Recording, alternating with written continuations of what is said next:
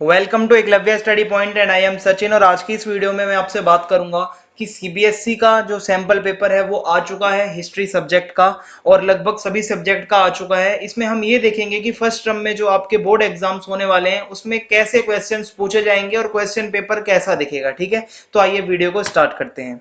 Instagram पे आप मुझे फॉलो कर सकते हैं। आपकी कोई भी प्रॉब्लम या कोई डाउट हो तो आप आके मुझसे पूछ सकते हैं। मेरा यूजर नेम आपकी स्क्रीन पे है। और टेलीग्राम ग्रुप ज्वाइन करने के लिए आपको टेलीग्राम ओपन करना है, class 12 ESP new group search मारना है और आप आके हमारे टेलीग्राम ग्रुप में ज्वाइन हो सकते हो। वेबसाइट पे आपको नोट्स मिल जाएंगे www.eklavyastudypoint.com। यहाँ पे history, political science, Hindi, English, physical सभी के नोट्स आपको अवेलेबल होंगे वहां पे, और आप जाके देख सकते हैं उन्हें।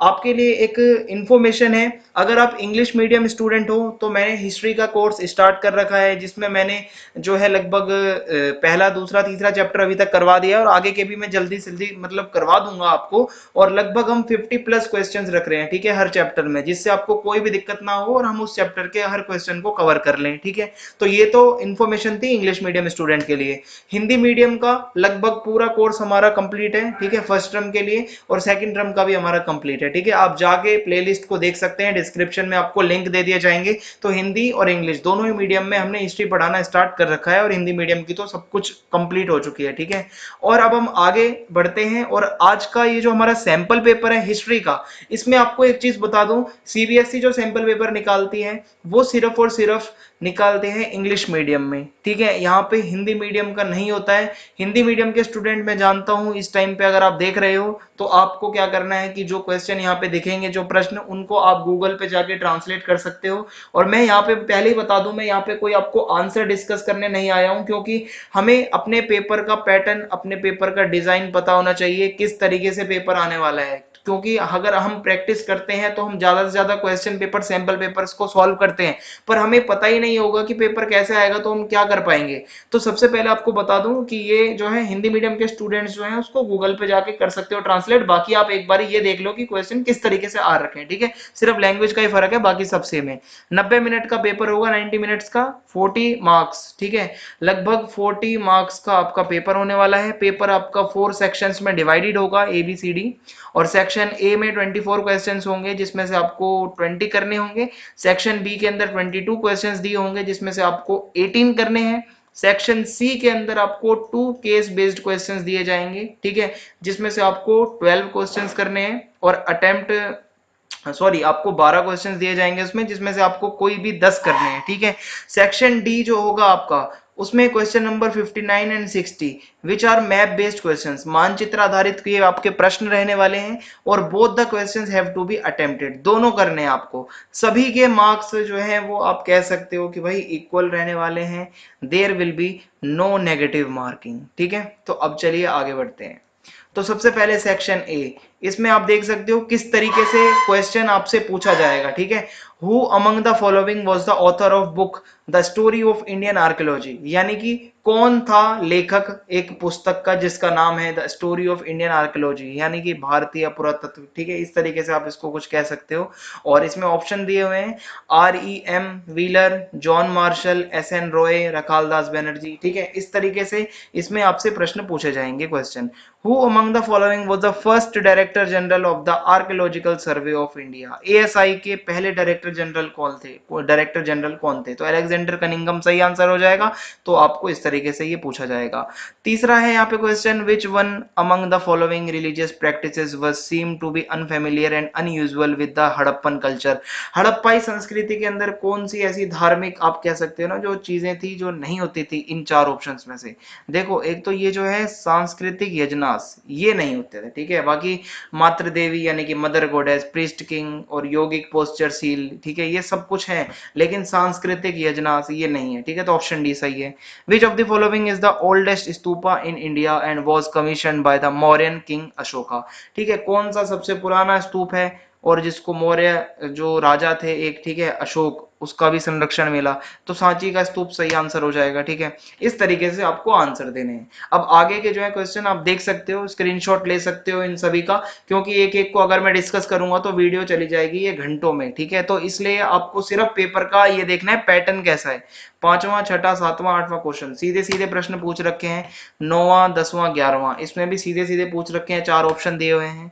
उसके बाद 12वां, 13वां, 14वां, 15वां, 16वां इसमें भी सीधे आपसे पूछे गए हैं एमसीक्यू। ठीक है, जैसे होते हैं। 17वां, 18वां इसमें भी डायरेक्ट पूछे गए हैं, कुछ ऐसा घुमा फिरा के नहीं है। उसके बाद 19वां यहाँ पे आपके रिक्त स्थान वाले हैं, फिल इन द ब्लैंक्स। ठीक है, और उसके बाद फिर डायरेक्ट क्वेश्चंस पूछे गए हैं, 4 उसके जो है ऑप्शंस हैं। 21वां है, उसके बाद डायरेक्ट पूछा गया है। ठीक है, इसमें जो है आप देख सकते हो अर्थशास्त्र के लेखक कौन थे, चाणक्य। ठीक है, आगे बढ़ते हैं। Which of the following languages were spoken by Rayas and Nayakas in Vijayanagar. ठीक है, डायरेक्ट क्वेश्चन है। 23वां है कि which one of the following battles weakened Vijayanagar kingdom. Kingdom कौन सी, वो मतलब कह सकते हो ना कि एक कह सकते हैं युद्ध था जिसमें विजयनगर किंगडम जो था, विजयनगर साम्राज्य कमजोर पड़ गया था। उसके बाद है who among the following Begums provided money for the preservation of the Sanchi stupa. तो इसी तरीके से आपको ये डायरेक्ट डायरेक्ट दिए गए हैं। सेक्शन बी पे अगर अब हम आए आगे, तो इसमें 25वां प्रश्न है। ठीक है, इसमें से भी कुछ ऑप्शंस दिए हुए हैं आपको जो आपको बताने हैं। उसके बाद 26वां प्रश्न है, read the following information. Information को आपको पढ़ना है पहले जो बॉक्स में दी गई है। ठीक है, और उसके बाद आपको आंसर देना है। फिर 27वां है, ठीक है, क्वेश्चन आपसे पूछा गया है और इसमें कुछ प्रतीक दिए गए हैं, एम्प्टी सीट, व्हील, चक्र। ठीक है, और बोधि ट्री, स्तूपा। तो इसमें से आपको बताने हैं कि मतलब कौन कौन से सिंबल यानी कि कौन कौन से प्रतीक क्या चीज को प्रदर्शित करते हैं। 28वां दिया हुआ है। ठीक है, फॉलोइंग इन्फॉर्मेशन दी है, यहाँ पे आपको कुछ जानकारी दी गई है, यहाँ से आपको इसका आंसर देना है। ठीक है, अब अगला जो प्रश्न है, इसमें देखो थोड़ा सा इसमें अलग तरीके से एमसीक्यू पूछे गए हैं। पहले स्टेटमेंट्स दी गई हैं 4, इन स्टेटमेंट्स को पढ़ने के बाद आपसे क्वेश्चन पूछा गया है और फिर आपको बताना है कौन कौन सी स्टेटमेंट सही है। ठीक है, ऑप्शन में आपको दिया हुआ है पहली, दूसरी, तीसरी सही है, तो आप इस तरीके से ए पे टिक कर दोगे और उसके बाद आप देख ही सकते हो। फिर 30वां ये है एजर्शन एंड रीजन वाले क्वेश्चन, जहां पे आप कह सकते हो कथन, कथन दिया हुआ होगा और उसका कारण। अब आपको इसमें ये बताना है सही ऑप्शन कौन सा होगा। ठीक है, तो कथन वाले क्वेश्चन ये थोड़ा नए तरीके का इंट्रोड्यूस किया गया है।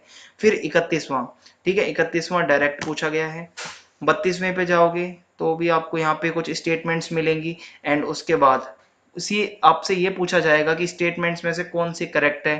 ठीक है, हड़प्पन सिविलाइजेशन के बारे में फिर आपको बताना है कि कौन कौन सी जो है मतलब सही है। 33वां है आपको कैरेक्टर को आइडेंटिफाई करना है, इंफॉर्मेशन दी हुई है और उसके बाद 4 ऑप्शन दिए हुए हैं। ठीक है, फिर 34वां आपको क्वेश्चन पूछा गया है, डायरेक्ट डायरेक्ट उसके जो है ऑप्शन है और आपको अगर पढ़ा हुआ है आपने चैप्टर तो आप इसका आंसर दे दोगे। 35वां मैच द फॉलोइंग, इसमें आपको मिलान करने हैं। ठीक है, और ऑप्शंस भी दिए गए हैं यहाँ पे किसके साथ क्या मिलाना है। 36वां, फिर यहाँ पे आप कह सकते हो इन्फॉर्मेशन दी गई हैं, फिर आपसे ऑप्शन में पूछा जाएगा कौन सी इन्फॉर्मेशन सही है, पहली, दूसरी, तीसरी सही है तो इस तरीके से होगा, पहली और चौथी सही है तो उस तरीके से होगा। ठीक है, तो आपको उसी पे टिक कर देना है। फिर 37वां क्वेश्चन है, सीधा पूछा गया है आपसे। ठीक है, एक बड़ा सा यहाँ पे प्रश्न बनाया गया है और 4 ऑप्शन दे दिए गए हैं। 38वां है, ठीक है, सही पेयर आपको बताने हैं इसमें से कौन से हैं। 39वां रीड द फॉलोइंग इन्फॉर्मेशन, आपको इन्फॉर्मेशन पढ़नी है और उसके बाद आपको बताना है कौन सा सही है। तो इसमें she was a Rajput princess from Merta in Marwar, she considered lord Krishna as her lover, तो हम कह सकते हैं ना मीराबाई जी थी, वही थी। ठीक है, फिर 40वां प्रश्न है, इसमें स्टेटमेंट्स दी गई हैं, बताना है कौन सी स्टेटमेंट कृष्ण देव राय जी से संबंधित है। ठीक है, फिर फिल इन द ब्लैंक्स का प्रश्न है। फिर 42वां डायरेक्ट पूछा गया है यहाँ पे। 43वां यानी कि 43 वाला जो यहाँ पे जो हम देख सकते हैं क्वेश्चन है, इसमें भी स्टेटमेंट्स दी गई हैं बुद्धिज्म से रिलेटेड और उसमें ये पूछा गया है कि कौन सी इज नॉट करेक्ट। ठीक है, इसमें से गलत वाली स्टेटमेंट कौन सी है उस पर टिक करना है आपको। फिर आगे एक स्टेटमेंट वाला जो है क्वेश्चन दिया गया है, फिर आपको बताना है कौन से ऑप्शन सही होंगे।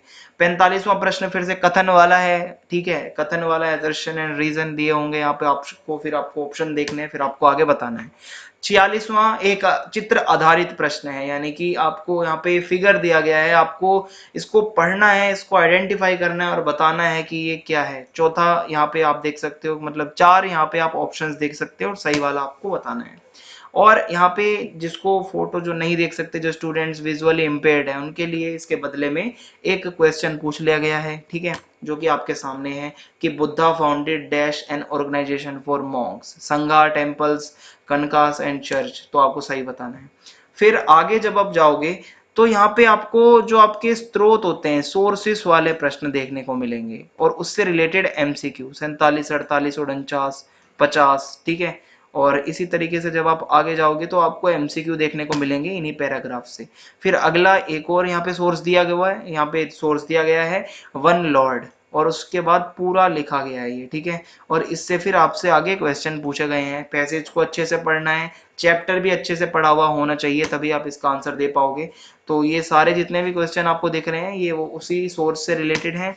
और आगे जब आप बढ़ोगे तो यहाँ भी कबीर कबीर कबीर जितना आप देख रहे हो सभी उसी सोर्सेज से पूछे गए हैं। तो आप ये देख सकते हो कि अगर इस बार ही 90 प्लस स्कोर करना है तो सोर्सेज लाइन एक एक पड़ी हुई होनी चाहिए आपको बुक की, तभी आप स्कोर कर पाओगे, वरना 50-60 पे अटक जाओगे।